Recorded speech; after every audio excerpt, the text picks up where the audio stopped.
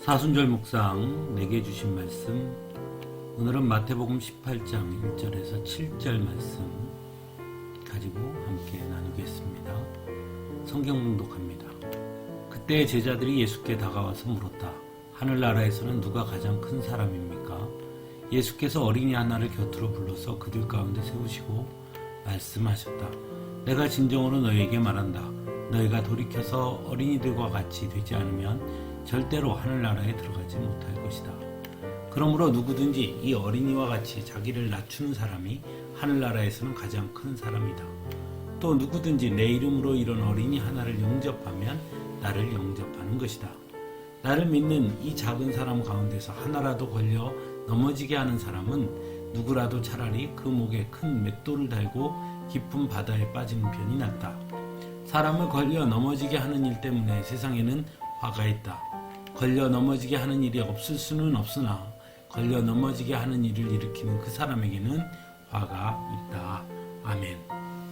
복음서에 보면 예수님은 연약하고 소외받은 사람들의 친구이셨습니다. 그리고 연약하고 소외받은 사람들에는 어린아이들도 포함되었습니다.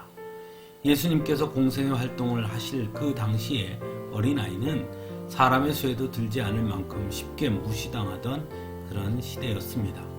그럼에도 예수님은 어린아이가 내게 오는 것을 막지 말라고 말씀하시곤 합니다.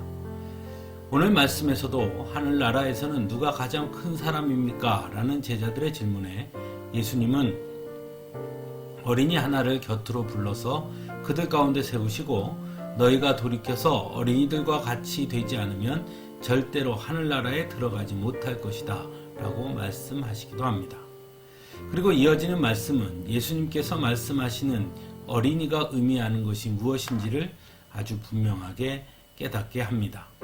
4절에 그러므로 누구든지 이 어린아이와 같이 자기를 낮추는 사람이 하늘나라에서는 가장 큰 사람이다 라고 말씀하시기 때문입니다.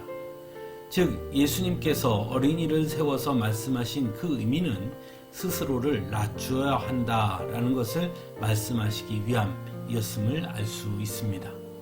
또한 이어지는 말씀에서 예수님은 이 작은 사람 가운데서 하나라도 걸려 넘어지게 하는 사람은 누구라도 차라리 그 목에 큰 맷돌을 달고 깊은 바다에 빠지는 편이 낫다고도 말씀하십니다.